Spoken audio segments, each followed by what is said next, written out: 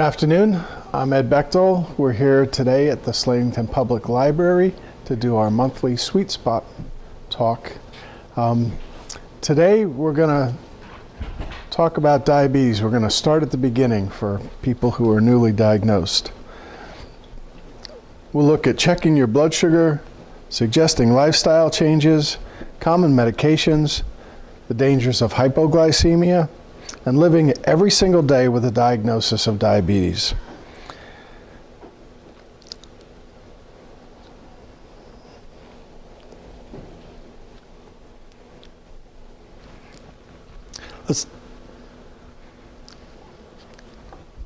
That was what I got ahead of myself.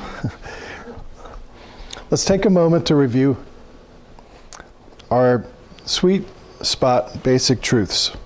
Most of us know there are two main types of diabetes. With some exceptions, most diabetics fall into the category of either type 1 or type 2.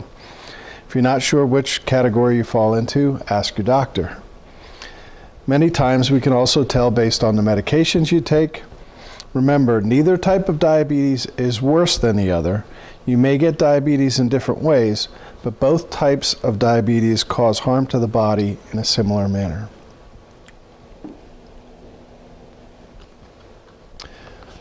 So how do we control our blood sugar? We use a three-prong approach. There are three basic ways that we can control the amount of blood sugar in your body. These three legs are represented by the stool represent healthy eating, exercise, and medications. You'll notice that two of the three legs, diet and exercise, are under your control. And even the third leg, medications, is partially under your control. Your doctor can put you on medications, but it's up to you to take them properly. So let's start with a basic definition of diabetes. Diabetes is a chronic condition that affects the way your body metabolizes sugar or glucose, your body's main source of fuel.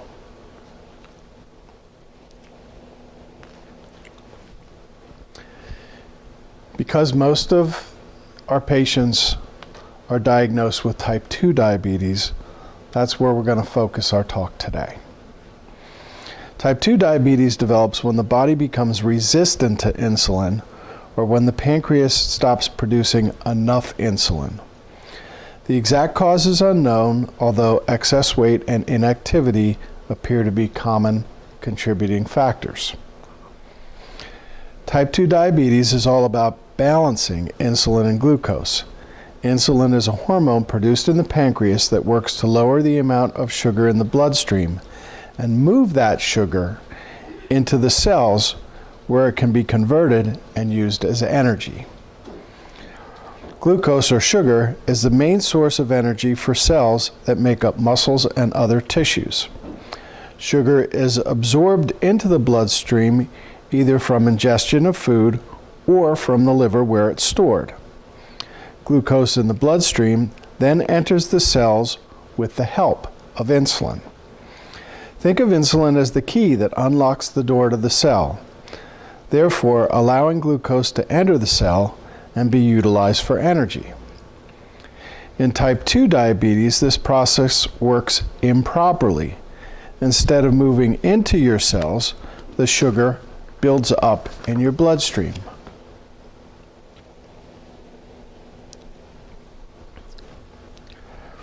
Type 2 diabetes has a strong link to family history and genetics, but your risk of developing type 2 diabetes can also increase depending on many environmental factors. Your lifestyle influences the development of type 2 diabetes, specifically inactivity and obesity. Obesity tends to run in families, and families often have similar eating habits and exercise habits.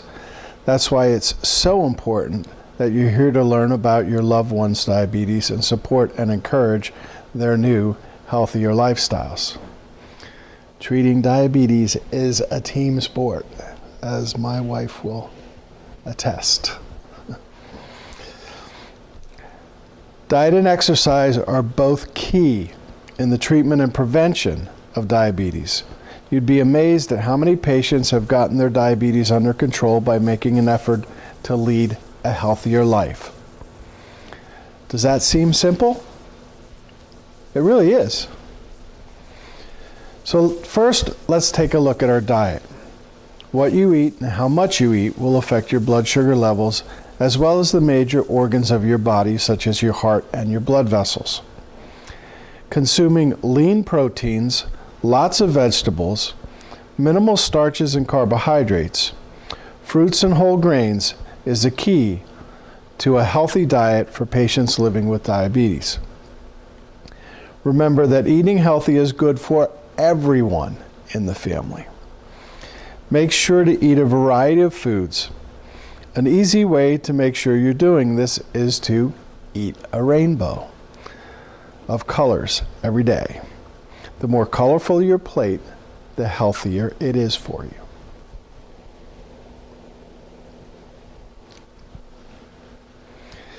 Many diabetics feel they can't eat at restaurants because of the poor choices available. But before you get discouraged, you might want to look at recent menus. There's been a movement in the past few years to put healthier options on menus at most chain restaurants. Many restaurants post their menu on their websites. Some even have nutritional information printed directly on the menus. Actually, there's a federal law that requires restaurants that have, I think it's 25 or more locations, to print the nutritional information on their menus. Check nutritional information for something in line with your dietary needs. Be wary of hidden sugars and calories. Portion control is also very important. You don't want to overeat or eat too much of one type of food. There are many tips to help you prevent overeating, such as taking smaller bites, eating slowly, following the plate method, and waiting at least 10 minutes after you eat before going back for seconds.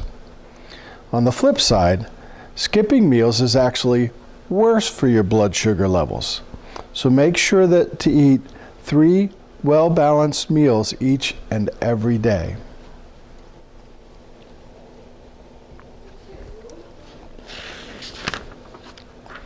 Now, many of us remember the food pyramid that the government used to use for nutrition. That's been replaced now by My Plate. So the plate method is a great tool for individuals with diabetes, but it's a good way for everyone to ensure healthy eating habits as well. Take a standard dinner plate, no larger than 9 inches across, and draw an imaginary line down the middle. Now on one half, draw a horizontal line dividing that half into 2 smaller sections. You'll now have 3 sections on your plate. Fill the largest section with non-starchy vegetables such as spinach, carrots, greens, broccoli, cauliflower, tomatoes, cucumbers, beets, or okra. In one of the small sections, place grains or starchy foods such as bread, rice, beans, potatoes, winter squash, corn, or oatmeal. In the final small section, place your proteins such as chicken, turkey, seafood, lean cuts of grass-fed beef, eggs, or pork. You may also add a serving of fruit and or dairy as your meal plan allows. Remember that all dietary plans should be discussed with your healthcare team.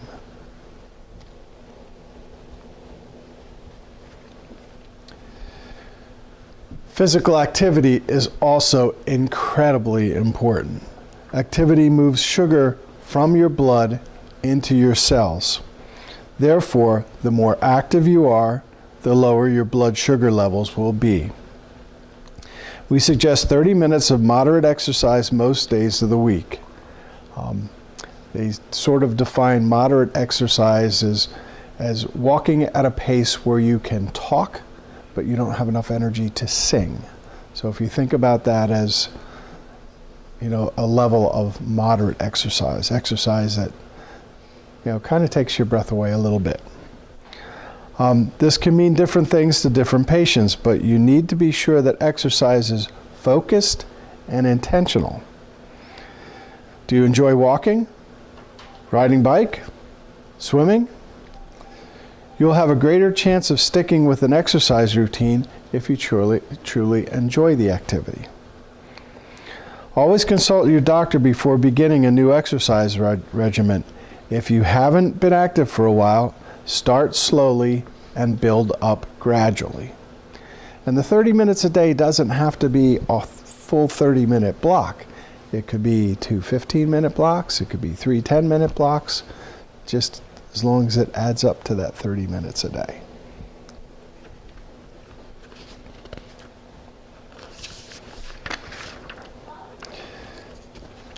After the initial shock of a diabetes diagnosis wears off, you and your family will begin adjusting.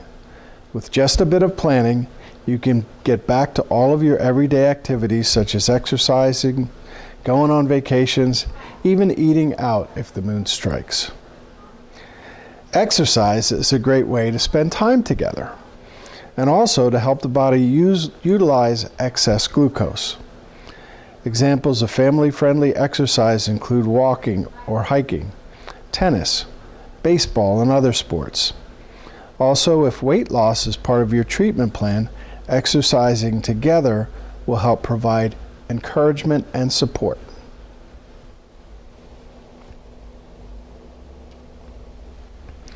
Now let's take a look at diabetes and stress. We all know that diabetes management is a constant process, and it's a challenge that can be complicated by stress. Excessive stress is a major barrier to effective blood glucose control and a danger to your overall health. Stress increases glucose level, impairs decision making, and can encourage negative eating habits. A lot of people are stress eaters. When their stress level goes up, they eat.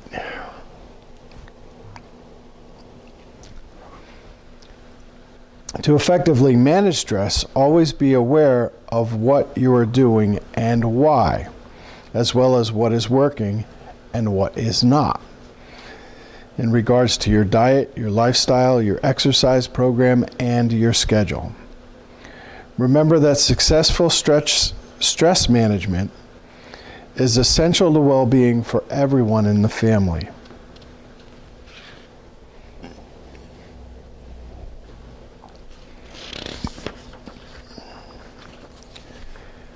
When someone in your family has been diagnosed with diabetes, it's a good time to start simple conversations, especially with children, about healthy eating and exercise habits. Because a family history of diabetes is a risk factor for development, it's never too early to create good, healthy habits.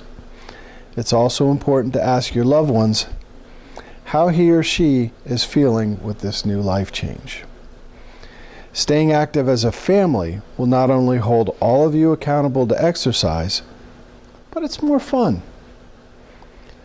Planning and preparing your meals together ensures that everyone, especially children, have a say in what goes on the table. Each individual can contribute his or her favorite food, a new recipe, or a new way of preparing an old favorite.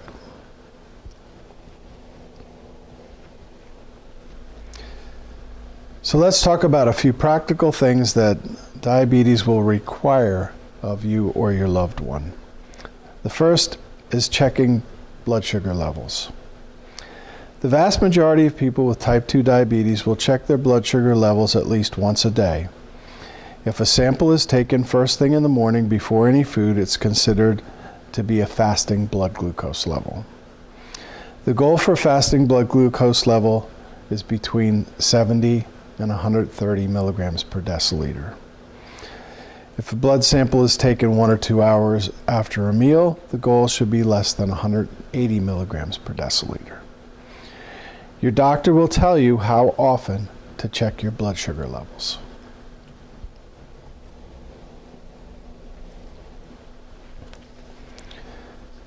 Another test that your doctor will do is a hemoglobin A1C. An A1C is a blood test done at your doctor's office that indicates your average blood sugar level for the past 2 or 3 months. It measures the percentage of blood sugar attached to the hemoglobin molecule, the oxygen-carrying protein in red blood cells. The higher your blood sugar levels are, the more hemoglobin will have sugar attached to it. And since red blood cells, the life cycle of a red blood cell is about 90 days, that's how that converts into the average blood sugar for blood sugar control over 3 months.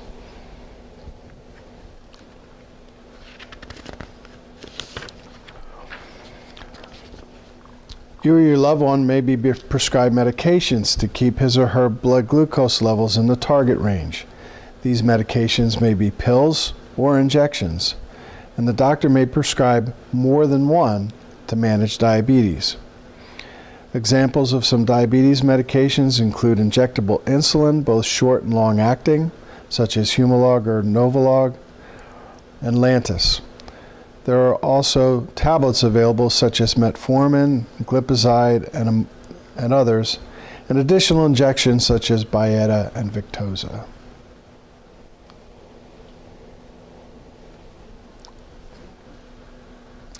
Each individual will take a different combination of medicines and dosages. It's important for you and your family to know what medications are involved in your loved one's treatment. Familiarize yourself with the side effects, scheduling, and reasons behind the medication. Be sure to support your family member in his or her regimen. Also, ask questions. Talk to your pharmacist or doctor about any questions or concerns you may have.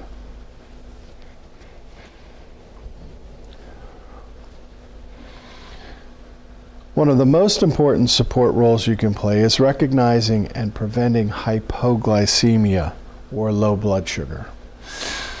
Hypoglycemia is a risk associated with the use of diabetes medications, especially insulin. You and your family member need to be prepared for both mild and serious low blood sugar. Low blood sugar can happen very rapidly. Each person's reaction to low blood sugar will be slightly different, but some common signs include shakiness, lightheadedness or dizziness, sweating, clamminess and/or chills, confusion, rapid heartbeat, blurred vision, extreme fatigue, sleepiness, or lack of coordination. Inability to reach a decision on any.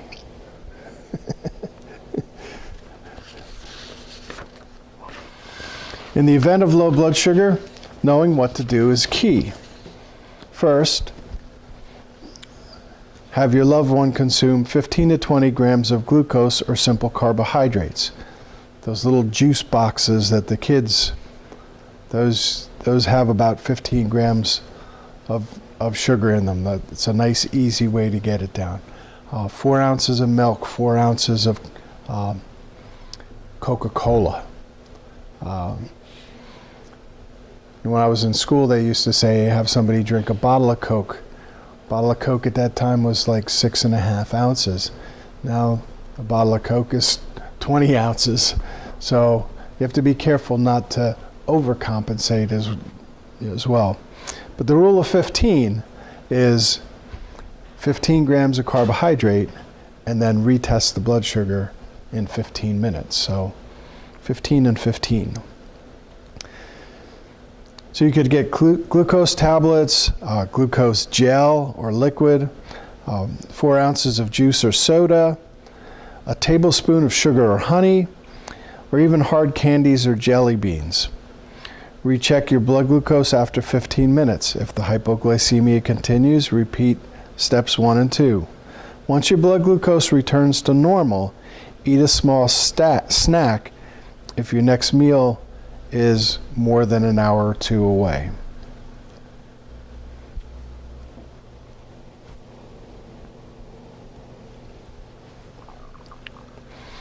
If left untreated, hypoglycemia can cause serious complications, including seizures.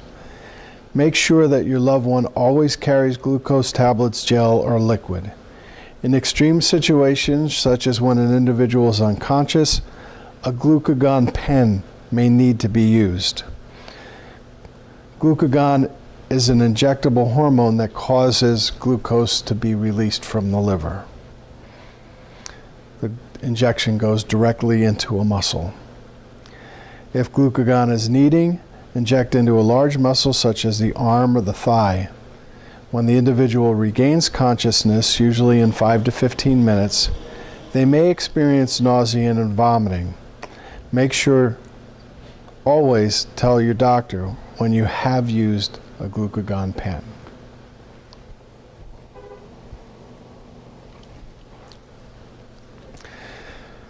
Overall, the best thing that you can do is provide emotional and physical support for your loved one. Whether it means attending doctor's appointments, going grocery shopping, starting an exercise program, talking about how he or she is feeling, asking questions about medications, your involvement is key to their successful management of diabetes.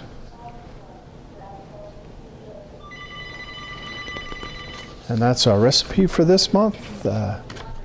Turkey burgers with pesto and red pepper mayo. And we had a sample of that, and I can tell you one thing I learned was you can never have too many roasted red peppers.